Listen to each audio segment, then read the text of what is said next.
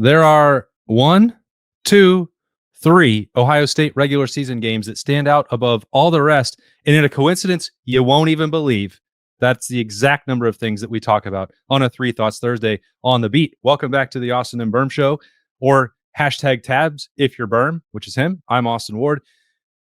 There are a lot of, conversations, frustrations, anger, Berm, about the possibility here that we know 2 out of the 3 of those big games, which I'm talking, of course, about Texas, Penn State, and the rivalry game at the end of the year, that Fox could be swooping up all of them. They've already taken 2, the first one and the last one, which likely means it's going to be at noon.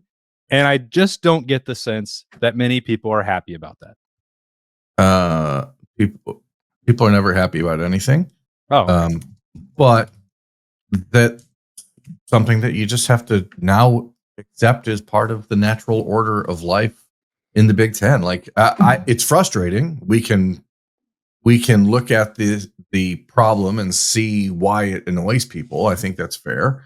But this is the way it is now. And so Ohio State has to find ways to make the best of it. Hopefully the Penn State game doesn't get the same treatment, but we should be very much expect. We've always known the Ohio State-Michigan game at noon on Fox is not something that's going to change. So this conversation really is about the Texas game. Yeah. And for a program that is coming off of a national championship, coming off of maybe the season's one of the 2 or 3 best games of the entire season, Ohio State, Texas, and the Cotton Bowl, having that game be the marquee matchup to start the 2025 season with the defending national champion and 2 of the top 3 teams in the country, there's no reason that shouldn't be a primetime game, like, period. And I don't think anyone inside of, even inside of Fox, probably argues that point. They probably realize, what would be better about this game is if it was at night. Especially for Ohio State. We go back to the 2022 kickoff against Notre Dame, and outside of games against Michigan in the last 15 years, has there ever been anything even close to that atmosphere for the Ohio State Notre Dame game in 2022? Like, the number of people who were in the building, the stars that came back to see it, just the entire atmosphere. And that was an Ohio State Notre Dame game that Notre Dame was with a first-year head coach and didn't really know where their program was going. And that was a regional game because it was Ohio State and the Fighting Irish. This is like the national game of the year, and it's week 1, and it should be a celebration to start college football the right way on Labor Day weekend. And instead, it's just going to be another noon game where people are scrambling to get to the horseshoe by 10:30 in the morning to get to their seats. It's a bad idea. Yeah, I guess. I mean, that was my question more for you, is like, what is your level of frustration? Because we come from this from different angles, I think. And I think people that have followed us for a long time know that I have no issue with noon games. I like them. And I do get to live a cushy life in the press box. And even if there are games where the traffic takes us a little bit longer, we've got a nice parking spot by the horseshoe.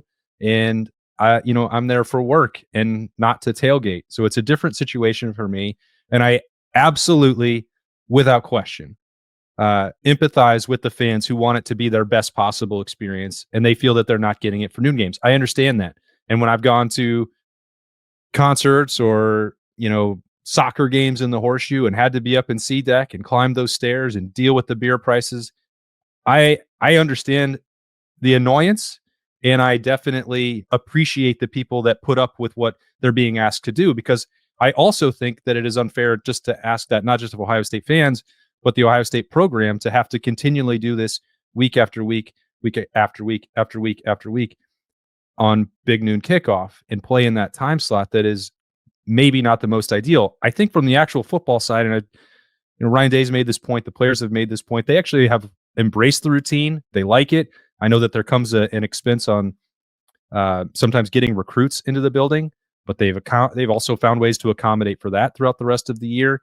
And so I guess my annoyance has dropped, while also sympathizing with the fan base, because I expect it to be at noon, and there's a limit to how much Ross Bjork or Ohio State fans or the Ohio State team can legitimately complain about it, as long as the checks keep cashing. And that becomes a different conversation when the broadcast deal is up for renegotiation or renewal in 2030, because Ohio State should ask for more if this is the sacrifice that they're going to have to continually make.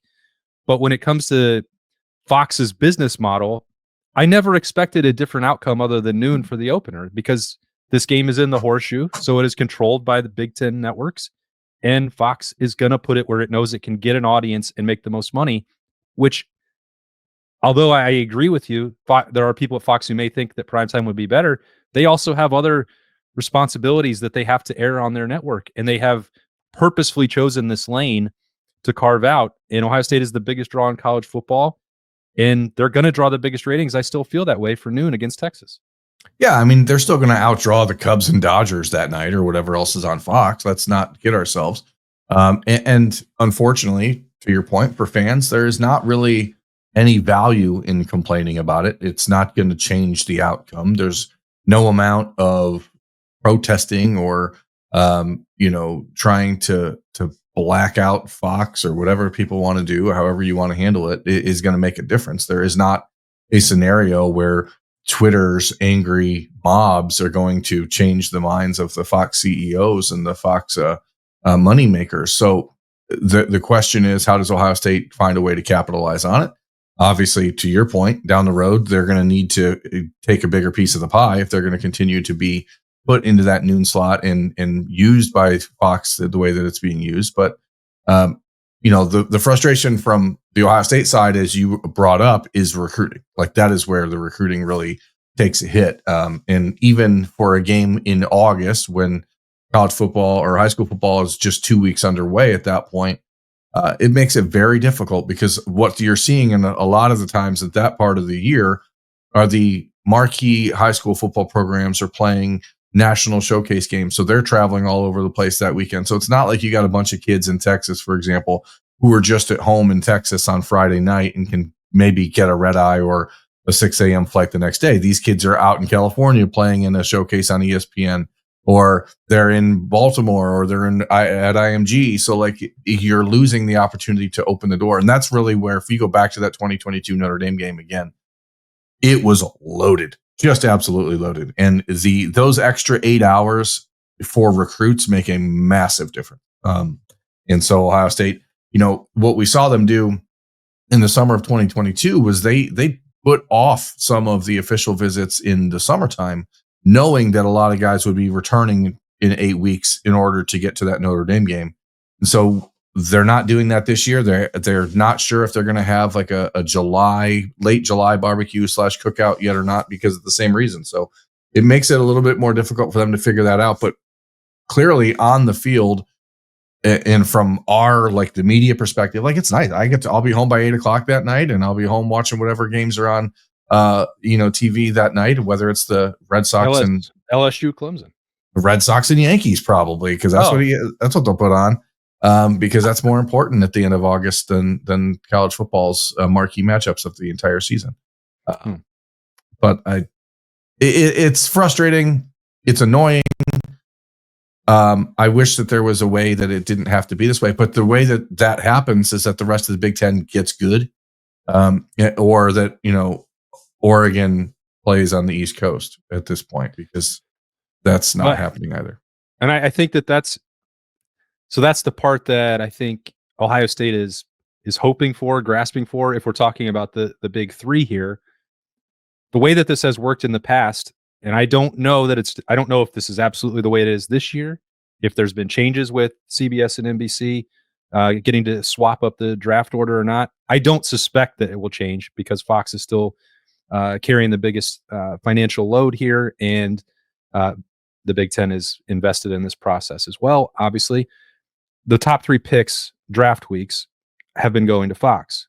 So the only way that I can see that Ohio State, Penn State could go into primetime is if Fox decides, what we would really like is Oregon, Penn State, and make that their third selection. And I find that highly unlikely, Berm. I don't know if you agree with me or don't agree.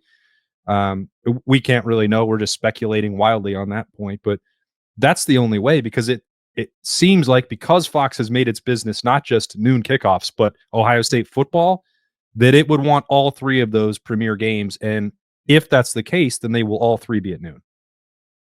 Yeah, it's also the thing that we've run up against a number of times in Ohio State, Penn State over the last handful of years when it's been at Ohio Stadium is what time is the World Series? Is there a World Series game that night? Those are things that Fox has had to deal with, which is always or generally led to Ohio State being at noon so they could have the whole day for the World Series stuff. But the problem you also have on November 1st is that there's really not much else going on that day, college football wise.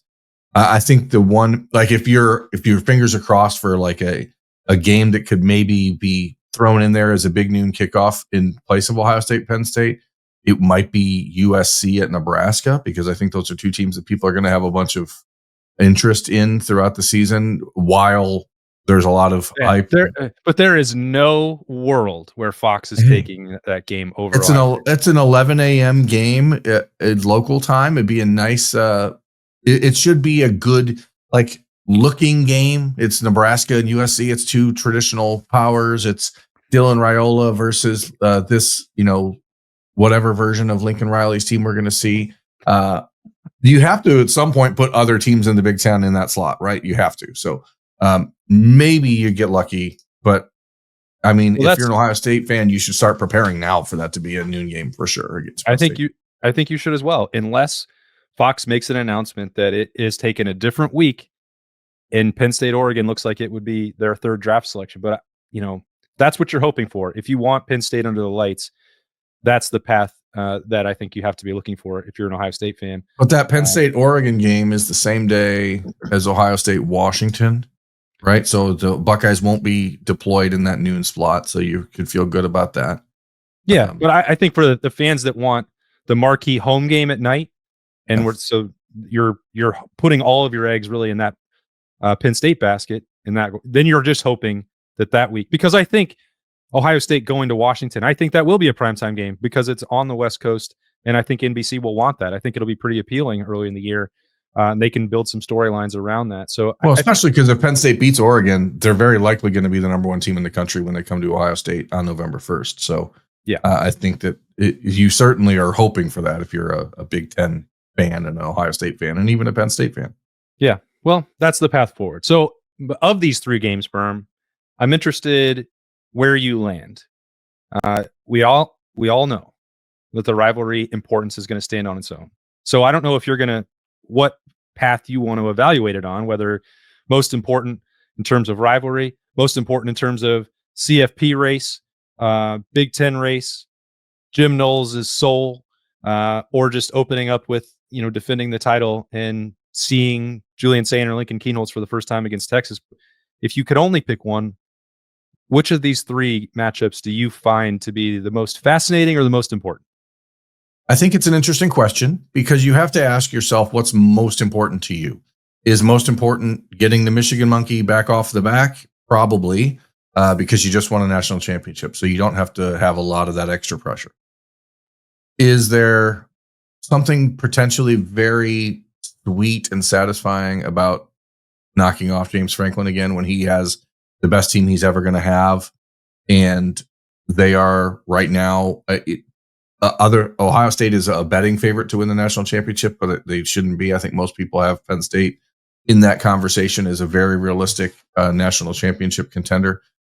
The Jim Knowles piece, all of the things that go into that, potentially a night game, Halloween weekend, etc. Like that's going to be pretty awesome. And then Texas is third on this list to me because the game means little. If Ohio State loses to Texas and wins the rest of their schedule, they're in the playoff anyway. So, and I mean, obviously you could lose any one of these three games and still be in the playoff. But to me, going to Ann Arbor, beating Michigan after winning a national championship with their savior, their $13.5 million quarterback, Bryce Underwood, who will be absolutely starting by then. I think he's going to be starting by August. Yeah, I mean, he'll be the starter for sure, I think, but at the start of the season, but I don't want to go too far out on a limb. But for Ryan Day, like this is now, it has to be the Michigan because you're going into Ann Arbor. You've lost 4 in a row against them. There's all of this other talk. They're obviously, they may very well not have any bowl aspirations this year by the time it gets to that point because of NCAA penalties that I still fully expect will involve some sort of postseason ban. Like there is a lot riding on that game for Ohio State. And this is not a national championship or bust type of season, obviously. But if you want to have a stake at the playoff and chance to get back to the playoff, I think you can lose 2 regular season games. And I don't think that losing the Michigan game can be one of them. Yeah, it shouldn't be. But I think even for a lot of the reasons that you mentioned about getting in playoff position and maintaining that standard for the program, that is why I think Penn State, it's the most entertaining matchup. It's the most fascinating subplot. And I think it's the most competitive game that's on the schedule. With all due respect to Texas and what we just saw, which an all-time classic game, a Cotton Bowl classic game, it's a non-conference piece. It doesn't, these things are exciting. I'm glad it's happening. I think there's tons of intrigue wrapped up in both quarterbacks. Both sides. And it's cool. It's like the last vestige of a dying era of college football's blue bloods putting their helmets together in the first part of the season. All that stuff's going to go away, and we know it. So, like, I think from a nostalgic standpoint, that Texas game is going to mean a lot. It's very cool, but yeah, no, I'm stoked for it, but it doesn't mean a lot. It may not, but because it is week 1 and there's so much time to bounce back from that. If you lose, even if you win, it doesn't guarantee you anything when it comes to the Big Ten race. And while Penn State views itself as unrivaled and the Buckeyes have one true rivalry, you and I've had this conversation a number of times since I've been covering Ohio State.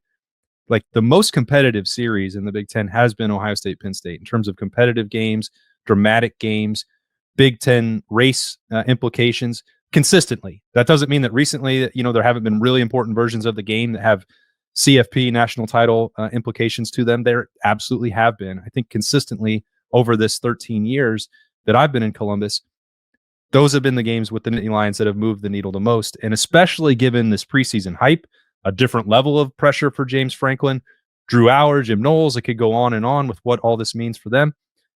I think that's the one that becomes way more important in terms of positioning for seeding for the CFP, because I find it very difficult to believe that even if there are questions and uncertainty about what Ohio State's going to look like, who that quarterback's going to be, is the ceiling as high as it was a year ago? I still think it can be as the year goes along. I very much view this team more like the 2014 team than the 2024 team. That's a conversation again for another day. But if you take care of that Penn State game, the rivalry game might just be just about the rivalry and just about gold pants, which certainly makes it important, certainly puts the onus on Ryan Day to end the streak and for guys who've never had a set of gold pants. But I think it may well be separate from Big Ten. They may already have clinched a spot in the college football playoff. That would be contingent on what they do against Penn State. So that's not to diminish the importance of going to Ann Arbor and trying to get a win in the Big House. I would put that second on this list. And I think Penn State is number 1. I see the reason for your argument. I agree that the Penn State game might be the most important in a vacuum. But with the Michigan monkey now squarely on Ryan Day's back, and like having to, like, you're hitting the monkey with a national championship trophy, which is weird because they don't like that. Yeah, they hate it, but no one, like, you wouldn't have ever assumed prior to last season that we would be able to even entertain a conversation where Ohio State is the defending national champion while simultaneously having lost 4 straight games to Michigan. Like that, those universes weren't meant to collide. And I think for the betterment of society, we need to level things off there. And I mentioned it on the Buckeye show with you and Beamer on Monday night or Tuesday night, whatever night it was that I was on there. Like, if you could just get back to beating Michigan every other year and winning a national championship every 5 years, that game will stabilize and everything in the world of college football in Columbus, I think, should stabilize. But in this timeline, the most important thing to do is beat Michigan this year. Yeah. Because it's not a season where the normal fan expectation should not be heading into the season. Well, they got to win a national championship this year. They have to. So, like, it's the old school. Beat Michigan, win the Big Ten. Beat Michigan, win the Big Ten. I think you can do that while losing to Penn State, which I don't think Ohio State will lose to Penn State. I want to be clear. I think James Franklin will find a way to screw that up. Oh, yeah, absolutely. That's the not even a rest, bold prediction on this show. That's yeah. just a statement of fact. So like I do think that Penn State game will be from a TV audience perspective, from a national impact perspective for this season, the biggest game on the schedule. Because I think by that point, like I said, especially Ohio State beats Texas and Penn State beats Oregon in the first month of the season, then you're looking at a 1-2 matchup on November 1st at Ohio Stadium. So I can see how the stakes are going to be huge for that, but you got to beat Michigan. Well, try as I might. I guess we've been doing this for 9 years now. Every offseason, there's some version of this question, and I'll never be able to get you to answer it any I if Ohio State had beat Michigan last year and won a national championship, I would not have the same opinion. But you're heading into Ann Arbor, 5 in a row for a program that is going to be on the precipice of NCAA penalties and all of the other things that are happening with going on up there. It gets harder and harder to imagine losing to them again. Yeah, but I hear you. I'm not trying to change your mind on it. I respect where you're coming from fully on that one, and I also respect Ross Bjork's view of one of his most important jobs, which is maintaining. If he can't change currently the broadcast arrangement, and the games are going to be at noon, he is still addressing what does the in-horseshoe experience look like for fans? How does it translate for the players? How do you maintain that into the future so that it's comfortable, welcoming, and that you can still make money to support the players on the field with NIL? And so he's talked about enhancing that. I think it was right before the Tennessee game, you and I had a conversation with Ross Bjork in his office, and he was talking about the different things that they were doing to prepare for that there were restrictions from the CFP. They couldn't do all of the promotions that they normally do. They were working on the lighting. Yeah, they were working on the sound, the music, and all these things to make it a great atmosphere. I think they accomplished that. And it does go back to another conversation that we've had before, which was, I think the light bulb really came on for him during that trip out to Eugene and seeing what Autzen Stadium was like and the way that those fans remained engaged, and that, there weren't, races against the duck, and there weren't field goal competitions during every break, and there wasn't knocker ball. There is a time and place, and some of that has to continue if Ohio State and schools across the country are going to be in the House settlement era paying the players. Like, they have to have sponsorship money coming in. But as he's looking at that and trying to make improvements, I think they're taking the lessons that they learned from Tennessee. Ross Bjork is still talking about that, like probably on a daily basis. If he asked you for your feedback as someone who is on the sideline and drinking in that atmosphere and have been in the horseshoe for not years drinking in that atmosphere, I'm drinking in the atmosphere. Oh, okay. Sorry. Soaking in the atmosphere. How about that? Is that better? That's better. I wanted to be just clear that I wasn't drinking in the atmosphere when I'm working. You tried that before. How did it go? I had a migraine one time. Okay, it's Ohio State, it's Nebraska, it's 2012. All right, boys and girls, story time. Story time. Buckeyes and Cornhuskers played at 8:00 that night, and I decided to have 3 beers tailgating earlier in the day, like 1:00 with my family. And by the time the game had started, I apparently forgot to mix in some waters just to continue to rehydrate. And the Buckeyes scored 63 points that night. So the stupid band was just in my ears the whole night. And it was so bad that I had like such a terrible migraine by the end of the game that I had to stop on my drive home from Columbus to Toledo and get a hotel because I couldn't drive anymore because my head was pounding so bad. It also is the one time that it's ever happened in a game where I got absolutely lambasted on the sideline. Joshua Perry ran into me tackling a Nebraska offensive player out of bounds, and I like rode him like it was like a rodeo, and I was like holding onto the back of his jersey, like horse collar. I was this close to being ACL'd that day, double ACL'd. But the headache was worse. And so I don't drink during the, work day because correct. We do enough of that on Friday nights before a game. Anyway, the point was you are in it. I'm in the sterile environment of the press box. And I think you're much more in tune to what the Ohio State fan base wants and needs anyway. So if Ross asked you for your advice about how he could improvement, where would you start? The first place I would start is, and it sounds maybe silly because I don't know that it ultimately affects much for people, but I would replace the scoreboards on both sides of the field, especially the north side. That needs to be something needs to be done there to give a better viewing experience for people in the stadium to actually see what's going on. But beyond that, I would take all of the students that are in the north section of the stadium and move them.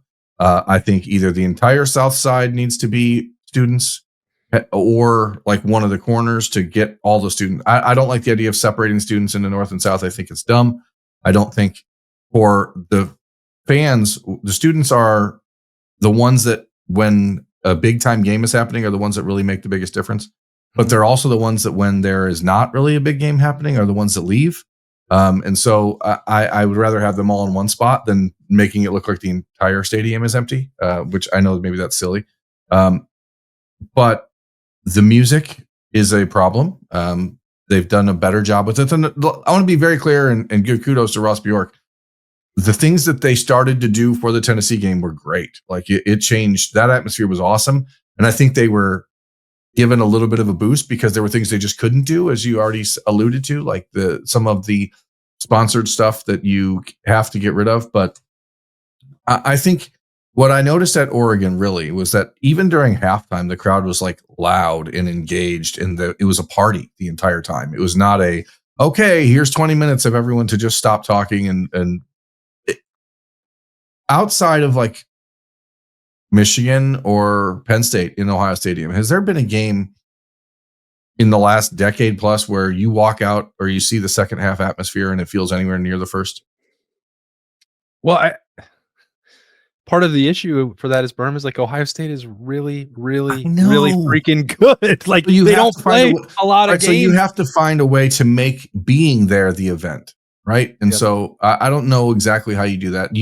I don't want to disrespect the older community that goes to the games, but like the idea is that you're there for that 3.5, 4 hours, and it should be a party. It is not a sit on your hands, let's talk quietly about football in our seats. Like that, this needs to be a social event and an atmosphere that people just can't imagine missing out on. And that has just not been the case. And I don't know all the answers to it. I know that some of it is going to come down to scheduling because it always does. And as we already said, like these big time marquee matchups, out of conference games are probably going to fall to the wayside, which means that the Big Ten, the Oregons, the USCs, the Michigans, the Penn States, like you have to have 2 or 3 of those every year in your building. And if you don't, then you're really going to miss an opportunity to drive some of that atmosphere.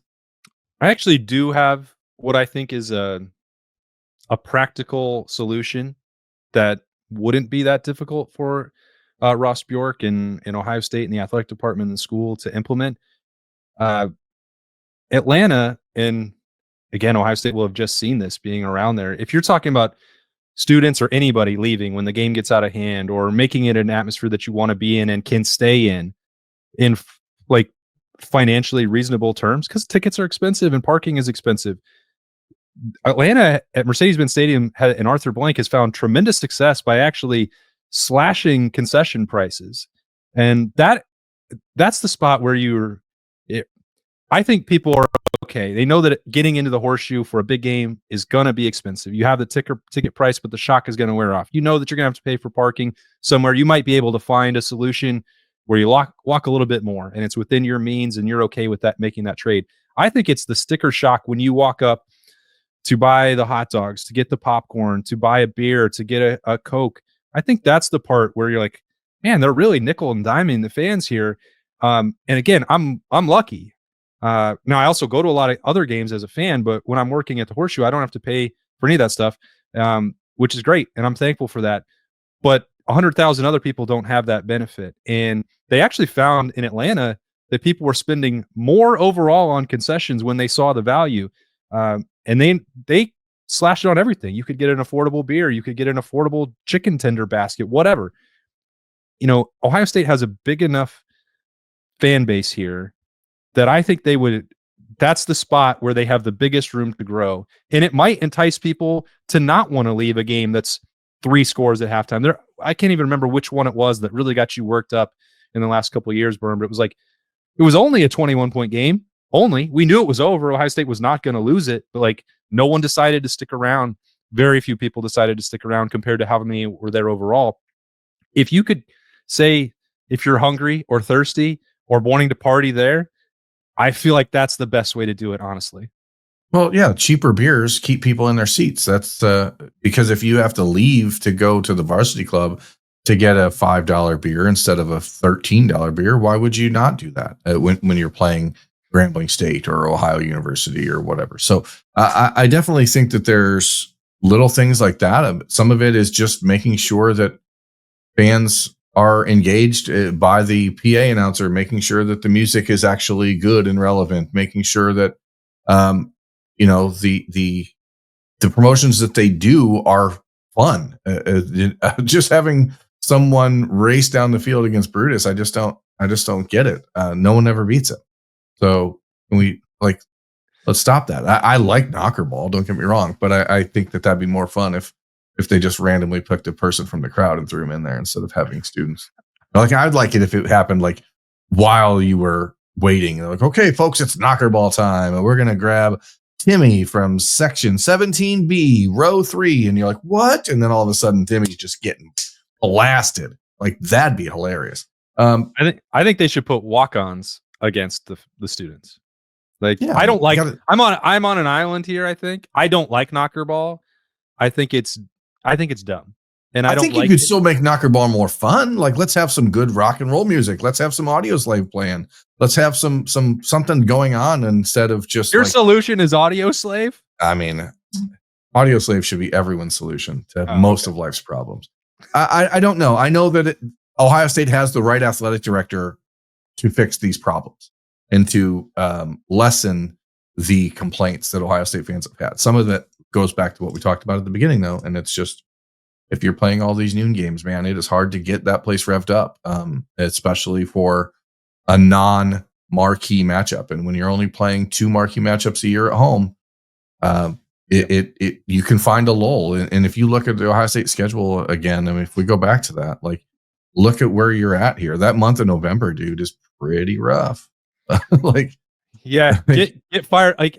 After Penn State, you're like, well, I can't wait to get back to the Horseshoe. That was electric. Oh, well, it's UCLA and Rutgers. No, thanks. I'll catch those at home. That's a pretty, look at that home schedule. Okay. You got Texas and Penn State, obviously huge matchup. Grambling, Ohio, Minnesota, UCLA, Rutgers. It's hard to get less inspiring than that. Yeah. In the Big Ten. The only thing worse would be having to travel to Champaign and West Lafayette in the same season. Wait a second. We have to do that. Oh no. Is that real? God. I already had to book the hotel, so that was depressing enough already. But you know what? I'm excited for football to be back. It's only May, but it's great to be talking about this stuff. We're 2 weeks away from official visits. We're 3 weeks away from Ohio State's recruiting camps. We're 8 weeks away from Big Ten Media Day. We're 1 day away from Freaky Friday, and we're going to have another spring rewind. Let us know. Continue to hit us up. We'll tally the votes, see which position group you want us to talk about on Friday as we get through those spring rewinds and get through the month of May. Thanks for hanging out with us on a 3 Things Thursday on the Austin and Berm Show with The Beat. He is Berm. I'm Austin. We appreciate you. We'll see you tomorrow.